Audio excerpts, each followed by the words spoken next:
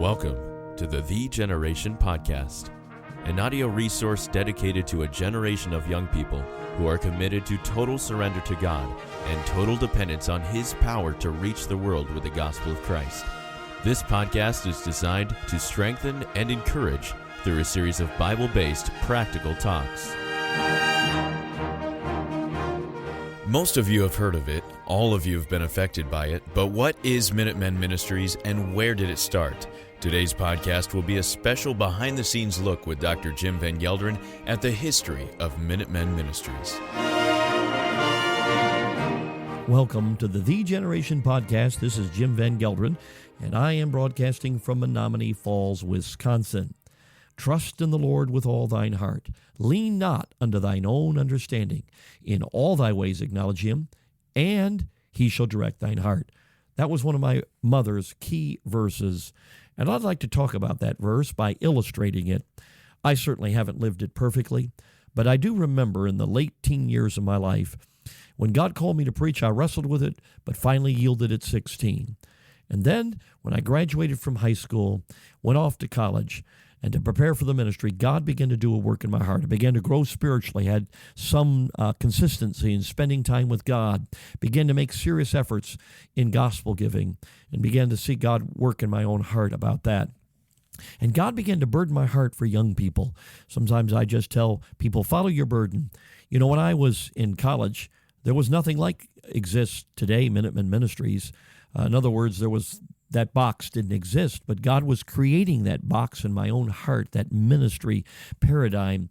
And I remember coming home after my freshman year, having a burden to reach the kids in our community. And I remember going out early on as I got home and meeting a young man named Lenny Orlando and another one named Tony Parashas. Still remember their names. Began a gospel conversation that night. And although they didn't get saved, God did something in my heart. That began something that entire summer long. Every night we were not in church, we would go out trying to reach young people with the gospel. All across our area, we just driving around or walking around, engage young people in gospel conversations. We got to know many of their first and last names, some of their phone numbers, constant contact. Whenever they saw us, they knew that we were intent on giving them the gospel. In fact, some of them began to nickname us the God Squad. For most of you, that won't mean much to you, but anybody who's my age or older probably has a little smile on their face right now because it was a little takeoff of a popular television program in the 1970s called the Mod Squad. But nonetheless, God was working, and it was exciting to see young people as the gospel was given. And I will tell you, I remember sometimes talking to large groups of young people. They'd mock, they'd make fun, they'd challenge. And it was like preaching, except you're getting interaction. And I remember absolutely loving it, absolutely finding fulfillment and joy in preaching the gospel, even in difficult situations. I remember that summer, in the middle of the summer, my older brother was the youth pastor at Marquette Manor Baptist Church, and we got a burden for the teens in the area. So we thought, let's do a youth outreach. And so during the Bible school hours of 9 in the morning to 12, we did something out on the back field with a tent and had some of the games we even use today. And we began with the Hatfields versus the McCoys was the two teams, and really was the embryonic form of what now we call the war. And I remember that summer, many young people came, more than we thought. And although we didn't get a lot of high school, we did get quite a few junior high, and some of them did get saved.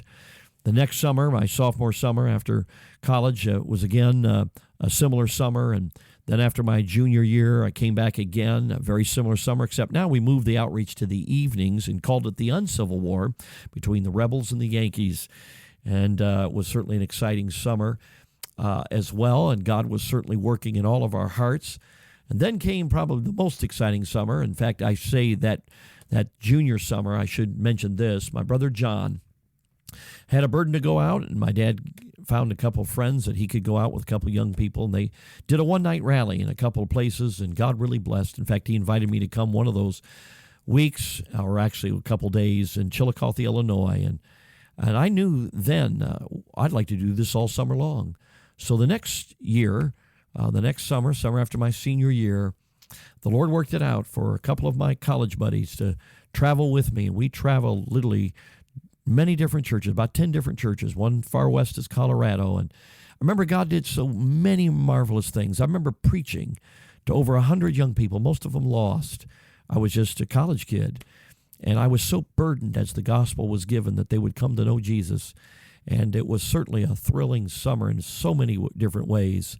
Well, the next summer, I came back as interim youth pastor there at my home church, Marquette Manor, and our church was able to send out 3 teams. Although I didn't go out, I orchestrated it and heard some great reports back. But God was working in my heart. When I finished graduate school and married my wife 3 weeks later, we were out full-time in the war, Army versus Navy. The program had developed to that point, and we began to go do that full-time. And it was just a remarkable time. I remember that fall, just seeing God do something, seeing the power of the gospel, seeing young people come. And, of course, God was, in my own heart, He was molding the burden. And my whole point, simply, young person, is this. I never would be in my life's work. I've done this for 35 years. Sometime I'm going to tell you the story how God launched Special Forces in the mid-1990s. But I would never have been in the war or Minutemen Ministries or The Generation or any of that if I hadn't in those early days just followed the Lord's burden in my life. God gave me a burden, and although there was no place to go apply to do what I do, God created the burden to reach teenagers, and the war was born, and later War of Special Forces and Cola Clash, and some of the things some of you are familiar with. But it all began as we just knew that God had put a burden in our hearts. And I say our and we, I know it's largely myself, but there were other youth group members that helped me in those early days get the thing started. And it was just such an unbelievable time because we didn't know what we were doing. We were just doing the next thing. And even though we may not have been the most spiritual people at the time, we did have a heart for God and we wanted to grow. And the Lord led us. I will just tell you, young person, He directed our steps in remarkable ways. I look back and marvel at how some important nuances of our ministry God just led us to. And they now are important mainstays in how we conduct our ministry and the effectiveness the ministry has. And I would like to say that we started with this great theology and great philosophy, and then a program was born out of it, but that would probably not be true. We didn't know what we were doing. God not only led us to do the program we do, more importantly, He was teaching us.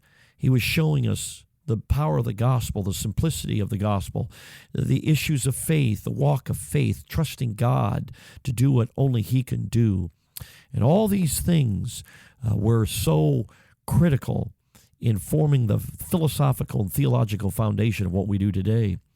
And I just thank the Lord for His graciousness. And I look back sometimes with a little bit of nostalgia of those early days because there's so much God, so much divine intervention, so much God just leading us when we didn't even, would never deserve it, but we certainly didn't know what we were doing. But young person, you can trust the Lord. You may not know what to do. You may not have the understanding to do it. But if you acknowledge Him, say, Lord, I need you, lead me. He'll lead you. The box may not exist. The ministry box may not exist. The paradigm of what you're burdened for may not exist, but God can lead you.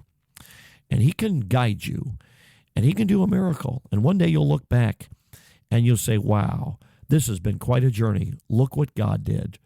And I can look back in those early years, and I trust even since, we see the fingerprints of God. And young person, God wants to do the same with you. And the next time I'm going to tell you about how God developed War of Special Forces. It's another remarkable story where God was clearly leading. But I want to encourage you tonight with trust the Lord with all your heart. Don't lean into your own understanding. You may not be able to figure it out, but you acknowledge Him. You say, God, I want you to lead me, direct me. He'll lead you, and it will be a journey, and it'll have the fingerprints of God on it. So, young person, those of you that are part of the generation, remember, the way you get there, total surrender to the will of God, even if you don't know what it is, and a total dependence on His grace to lead you and enable you to do what He leads you to do.